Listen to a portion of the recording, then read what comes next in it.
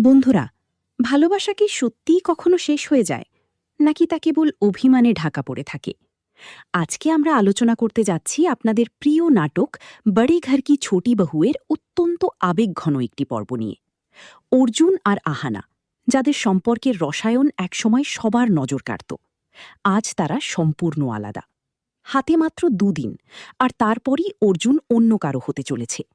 কিন্তু ভাগ্যের কি নিষ্ঠুর পরিহাস দেখুন! যে রাস্তায় একসময় তারা একসাথে চলত, আজ সেই রাস্তাতেই হঠাৎ তাদের দেখা। অর্জুনের স্কুটারে যখন আহানা বসে, তখন সেই পুরনো স্মৃতিগুলো কি আবার নাড়া দিয়ে উঠবে? অর্জুন কি পারবে আহানাকে ভুলে অন্য কাউকে আপন করে নিতে, নাকি বিয়ের আড়ালে লুকিয়ে আছে অন্য কোনো প্রতিশোধের গল্প? আজকের ভিডিওতে আমরা দেখব আহানার সেই লুকানো কান্না আর অর্জুনের একগুঁয়েমি। কেন অর্জুন বারবার আহানাকে দোষারোপ করছে, আর আহানাই বা কেন নিজেকে অপরাধী ভাবছে? সব উত্তর জানতে ভিডিওটি শেষ পর্যন্ত দেখুন, কারণ আজকের পর্বে এমন কিছু সত্যি সামনে আসবে যা আপনার চোখ ভিজিয়ে দেবে। গল্পের শুরুতেই আমরা দেখি এক আবেগঘন মুহূর্ত। আহানা আর অর্জুন রাস্তার মাঝে দাঁড়িয়ে।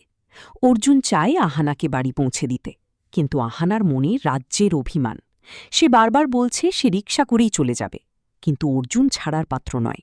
সে টিপ্পনি কেটে বলে, পয়সা আছে তো, নাকি ছোট মামার কাছে হাত পাততে হবে?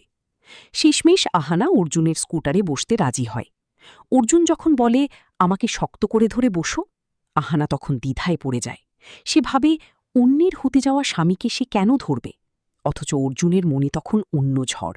সে মনে মনে বলে, কতদিন পর তোমাকে ছুঁতে পারলাম আহানা। মা আমার বিয়ে ঠিক করেছে, কিন্তু আমি জানি না অন্য কারো সাথে জীবন কিভাবে কাটাবো। এখানে অর্জুনের চরিত্রে এক অদ্ভুত দ্বন্দ্ব দেখা যায়। সে একদিকে যেমন আহানাকে দূরে সরিয়ে দিচ্ছে, অন্যদিকে তাকে হারানোর যন্ত্রণায় পড়ছে। বাড়ি ফেরার পর ছোট মামা বা শ্রুত মামা আহানাকে জেরা করতে শুরু করেন। বাইরে স্কুটারের আওয়াজ শুনেই তিনি সন্দিহান হয়ে ওঠেন। আহানা প্রথমে সত্যিটা লুকাতে চাইলেও পরে স্বীকার করে নেয় যে অর্জুন তাকে ছেড়ে দিয়ে গেছে। মামা রেগে আগুন হয়ে যান, কারণ দুদিন পরেই অর্জুনের বিয়ে, আর এখন সে আহানার আশেপাশে ঘুরছে। আহানা এখানে অর্জুনকে রক্ষা করার চেষ্টা করে। সে বলে রাস্তায় প্রায় তার অ্যাক্সিডেন্ট হতে যাচ্ছিল এবং অর্জুনই তাকে বাঁচিয়েছে। অথচ মামা মনে করেন অর্জুন অযোগ্য। আহানা কিন্তু বারবার বলছে দোষ তার নিজেরই ছিল, সে ফোনে ডুবে রাস্তা পার হচ্ছিল। এই দৃশ্যটি থেকে বোঝা যায় ডিভোর্স হয়ে গেলেও আহানার মনে অর্জুনের জন্য সম্মান আর ভালোবাসা একটুও কমেনি। এরপর দৃশ্য বদলায় অর্জুনের বাড়িতে। সেখানে অর্জুনের বৌদি আর পরিবারের অন্যরা তার উপর চড়াও হয়। তারা পরিষ্কার জানিয়ে দেয় তারা এই বিয়েতে খুশি নয় এবং বিয়েতে অংশ নিতে চায় না। অর্জুনের যুক্তি হল, আহানাও তো বিয়ে করছে, তবে সে কেন পিছিয়ে থাকবে? এখানেই গল্পের মোড় ঘুরে। অর্জুন দাবি করে যে আহানা নিজেই বলেছে সে অন্য কাউকে বিয়ে করবে, কিন্তু বৌদি সেটা বিশ্বাস করতে রাজি নন। তিনি সরাসরি অর্জুনকে আক্রমণ করে বলেন, তুমি তো কখনো আহানাকে বোঝার চেষ্টাই করনি। সবসময় তাকে শাসন করেছ, তার ইচ্ছেগুলোকে দমিয়ে রেখেছ। অর্জুন পাল্টা উত্তর দেয় যে আহানা খুব অহংকারী, সে কখনো নিজের ভুল স্বীকার করে সমঝোতা করতে আসেনি। অন্যদিকে আহানা তার মামার কাছে নিজের মনের কথা খুলে বলে।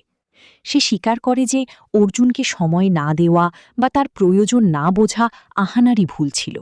সে ভাবে যদি সে একটু ধৈর্য ধরত, তবে হয়তো সংসারটা ভেঙে যেত না। তার এই সরল স্বীকারোক্তি দর্শকদের মনে আহানার জন্য এক গভীর সমবেদনা তৈরি করে। পর্বের শেষের দিকে দেখা যায় অর্জুনের মা, অর্থাৎ দুর্গা, বিয়ের তোড়জোড় শুরু করেছেন।